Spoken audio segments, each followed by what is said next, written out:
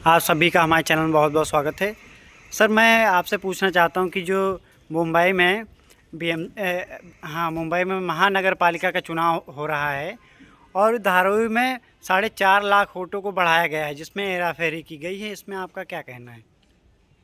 देखिए, है रीत हमारी लूट सदा, मैं झूठ सदा दोहराता हूँ। 56 इंच का जोकर हूँ, देशवासियों को केवल मन की बात सुना के भरमाता हूँ। ये कहावत चरितार्थ हो रही है। भारतीय चुनाव आयोग इस वक्त आरएसएस और बीजेपी के रखायल के तौर पे काम कर रहा है।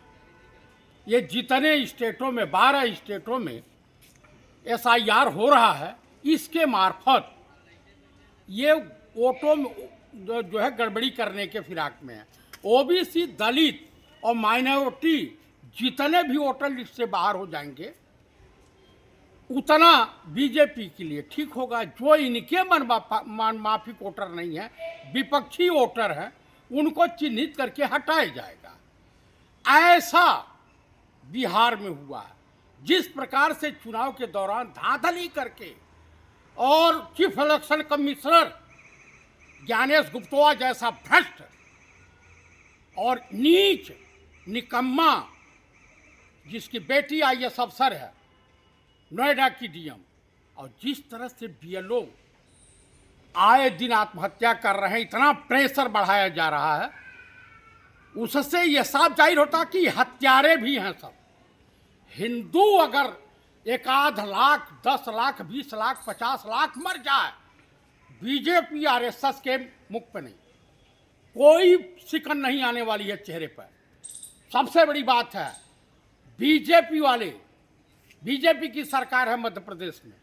एक संतोष वर्मा नाम का दलित आईएएस अफसर है, कल संविधान दिवस के मौके पर कह रहा था कि ब्राह्मण जो हैं अपनी बहू बेटियों को हमारे वहाँ भेजें, शादी कर अपनी बेटियों का, अपनी बहनों का, तब बराबरी का दर्जा मिलेगा। अरे कुकुर, ये तेरे बोलने से जाहिर होता है कि तुम किसी ब्राह्मण के कुकर्मों की निशानी हो। तुम इस तरह से किसी भी बिरादरी के खिलाफ, किसी भी बहू बेटी या महिला के खिलाफ इस तरह की बयानबाजी से बचना चाहिए। बीएमसी चुनाव जो हो रहा है, बॉम्बे म्युनिसिपल कॉरपोरेशन का चुनाव जो हो रहा है, तो उसमें सबसे बड़ी बात यह है कि ये उस तरह से जीत नहीं पाते। कांग्रेस अकेले चुनाव लड़ रही है।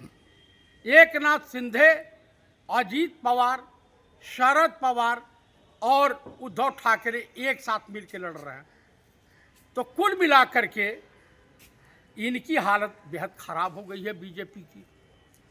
वहां भी सरकार जाने का खतरा मंडराया हुआ है।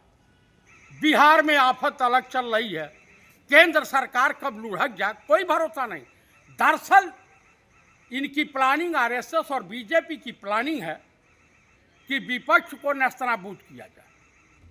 और जिस तरह से चाइना में कम्युनिस्टों की तानाशाही हुकूमत है, सेम उसी तरीके से एक बार 400 पार करके संविधान में ऐसा बदलाव कर दिया जाए, या इस संविधान को समाप्त करते हुए चाइना के तरफ से जो है एक ही पार्टी और कोई चुनाव नहीं, उस तरह का प्राविधान करना चाहते हैं कि डिक्टेटर रहें और देश का प्रधानमंत्री निकम्मा, नालायक, बेशरम है।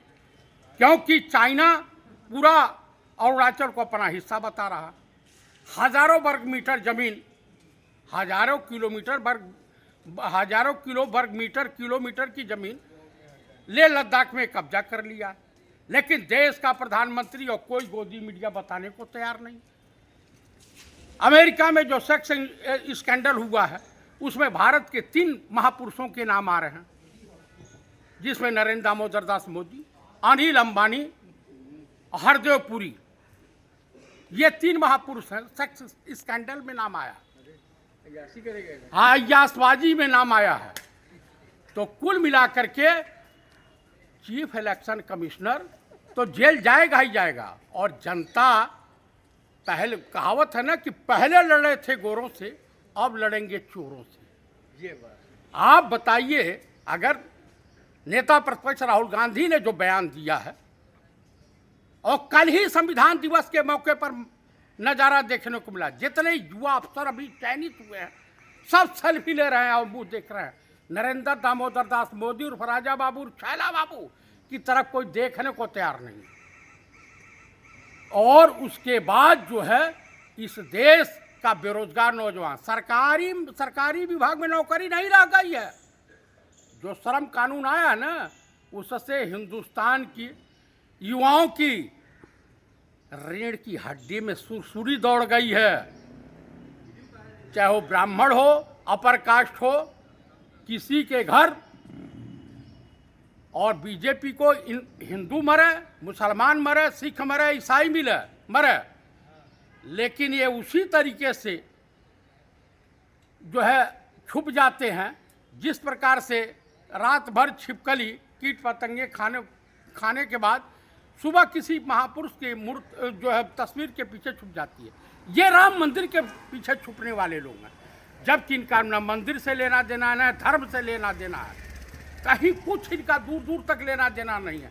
आप मुझे बताइए, लालू प्रसाद का आवास खाली करा रहे, पूर्व चीफ मिनिस्टर हैं, राबड़ी देवी भी पूर्व चीफ मुख्यमंत्री हैं, मोहन भागवत बकरी के डॉक्टर, पशुओं के डॉक्टर, उनके वहाँ महीने में करोड़ों रुपया से मोदी जी के पिताजी छोड़ के गए हैं जो आ रहा है, उनको सुरक्षा की क्या जरूरत है? आडवाणी और जोशी को काहे सरकारी आवास दिया गया, खाली नहीं कराया गया? तो ये सब जो सत्ता में रहोगे तुम गुंडाई करोगे। और नीतीश कुमार जी तो बगावत करने के मूड में है, कभी भी जा सकती है भारत सरकार धराशायी, और देश जो है मध्यावधि चुनाव झेलने को तैयार रहे।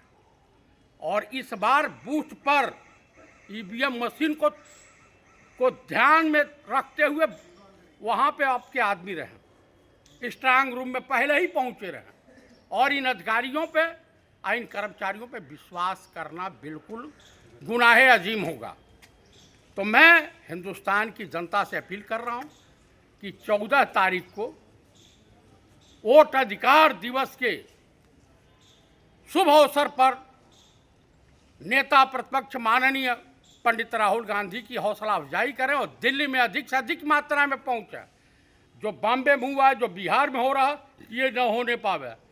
और मराठी बड़े बहादुर बनते हैं, बाहर के लोगों के साथ गुंडई करते। अरे तुम्हारे ही वोट इधर से उधर कर दिए गए हैं, अब बजाओ कि भरतपुर लूट गई ओ मेरी अम्मा। मराठियों बनाओ, बिहार में तो हुआ है 10,000 रुपया तमाम गरीब गुरबों का जो है घर द्वार गिराया जा रहा, अब रो रहे हैं। अब पछताए का होत है, जब चिड़िया चुंगई के बोया पेड़ बबूर का, तो आम कहाँ से होए? आप बताइए, सचेत नहीं रहोगे, सावधानी हटी दुर्घटना घटी बिहारियों। 10,000 तुमको महंगा पड़ गया। तो कुल मिला करके एक बात और मैं कहूँगा कि वोट चोर गद्दी छोड़, जो राहुल जी का नारा है 5 साल के बच्चों को भी याद है। अब मोदी, अमित शाह ये देशद्रोही हैं, देश के साथ गद्दारी करने वाले लोग हैं, चाइना से मिले हुए हैं।